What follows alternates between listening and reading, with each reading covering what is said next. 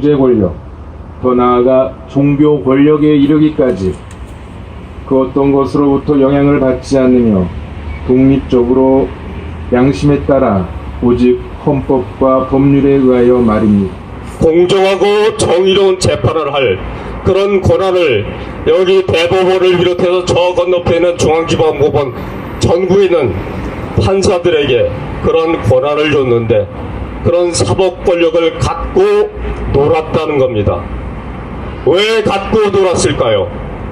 지금까지 드러난 것은 양승태 전 대법원장이 상고법원이라는 것을 정부로부터 받기 위해서 사법 권력을 갖고 또 우리들 이웃에 있는 사람들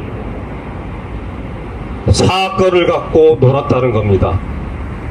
그리고 공개된 문건에 나타난 갖고 오는 사건, 이 앞에 있는 KTX 여승원들 해고 사건, 쌍용자동차 해고 사건, 반려만도 사건, 전교조 사건, 전부 대부분 힘없고 억울함을 하소연할 데가 없어서 법원으로 달려갔던 사람들 사건이었습니다. 이것을 상고법원이라는 것을 얻기 위해서 청와대 박근혜가 원하는 대로 엉터리 판결을 해주고 그들의 입맛에 맞게 판결문을 쏴주겠다고 거래를 하면서 갖고 놀았다는 겁니다.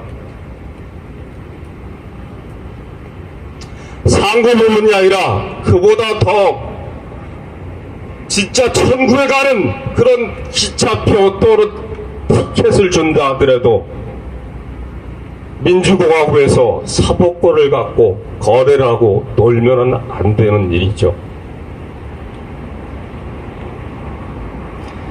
산태에 걸친 대법원 조사 또 법관회의 이런 등등 여러 절차를 거친 후에 지난 후 김명수 대법원장이 입장을 밝혔습니다.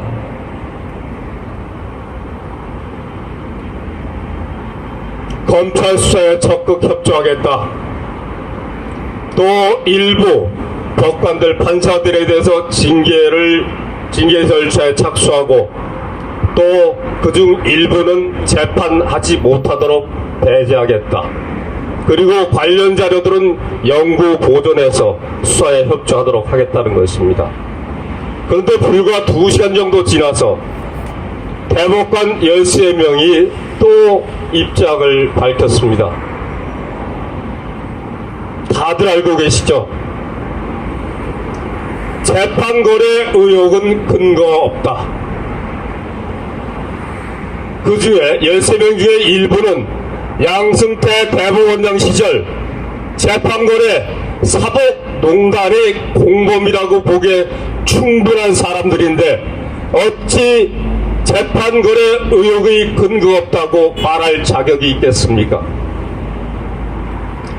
그리고 양승태 대법원장 이후 최근에 임명된 대법관들은 도대체 무엇을 알고 있길래 재판거래 의혹이 없다고 단정한다는 말입니까? 1971년 1차 사법파동서부터 2009년 제5차 사법파동까지 그리고 오늘 사법농단에 이르기까지 우리가 깨달은 교훈이 있습니다. 그것은 사법파동 그 이름에서 느낄 수 있듯이 사법부 내부의 판사들에게만 맡겨놔서는 스스로 자체적으로 정화를 하기는커녕 사법개혁은 꿈도 꿀 수 없고 불가능하다는 것입니다. 그래서 우리가 나서야 한다는 겁니다. 그리고 그것은 민주공화국의 주인, 주권자인 우리의 의무이기도 합니다. 젊은 판사들, 양심 있는 법관들, 그리고 사법부 구성원들, 이분들은 안에서 그리고 우리 모두 민주공화국의 주권자인 우리 모두 바깥에서 이 썩은 껍질을 깨부수고 새로운 사법부, 인권과 정의를 옹호하고 실현할 수 있는 새로운 사법부를 탄생시킬 수 있도록 함께 노력하였으면 좋겠습니다. 저희 KTX 열차 승무지부 지부장이신 김승아 카타리나 지부장님 모셔서 말씀 청해 듣도록 하겠습니다. 큰 박수 부탁드리겠습니다. 네, 안녕하세요. KTX 열차 승무지부 지부장 김승아입니다. 양승태 대법원 사법농단 사건이 발생했을 때 가장 먼저 떠오른 것이 저희에게는 먼저 떠난 친구였습니다. 2015년 2월 26일 날 대법원에서 그 판결을 받았을 때 정말 눈물도 흐르지 않을 정도로 현실로 받아들이기 어려운 멍한 상태였고, 저희도 각자 너무 마음적으로 힘들었기 때문에 지금 돌이켜보면 그때 서로를 챙겨주지 못한 것이 가장 마음이 아픕니다. 그리고 그때 그렇게 힘들었던 것이 지금에 와서 조작된 판결이었고 뒷거래 판결이었다라는 것을 들었을 때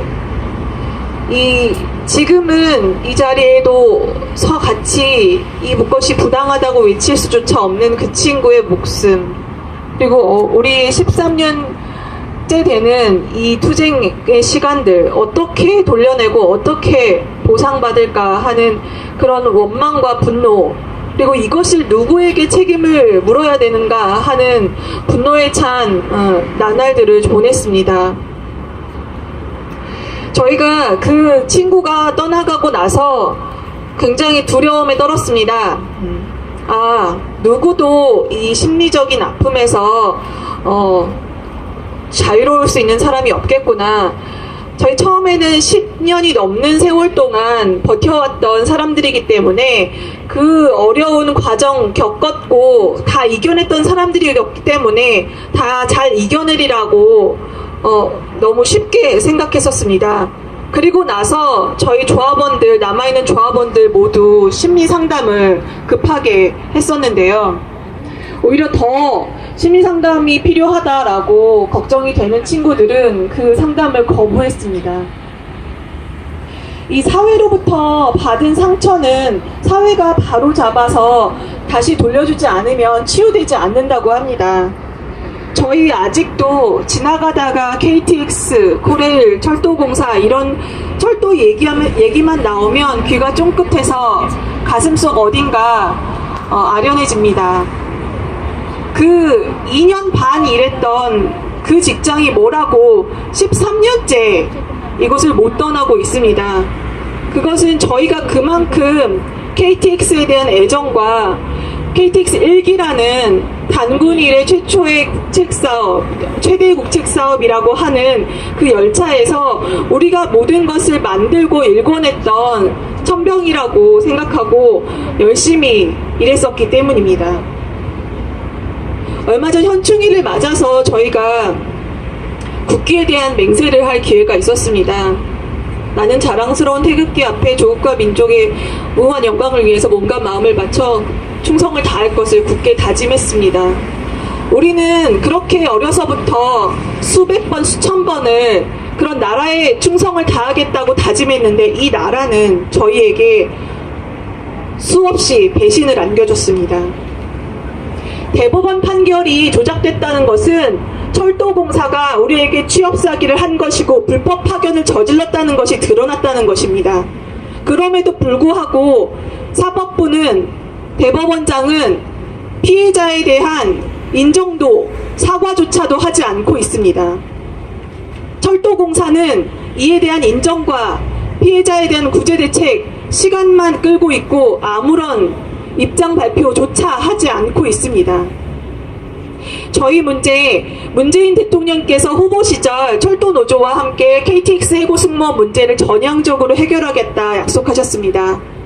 그리고 철도공사의 담당 부서인 국토교통부 김현미 장관님께서는 국정감사 때 KTX 해고 승무원 문제를 노사 전문가 협의회를 통해서 해결하겠다 직접 말씀해 주셨습니다.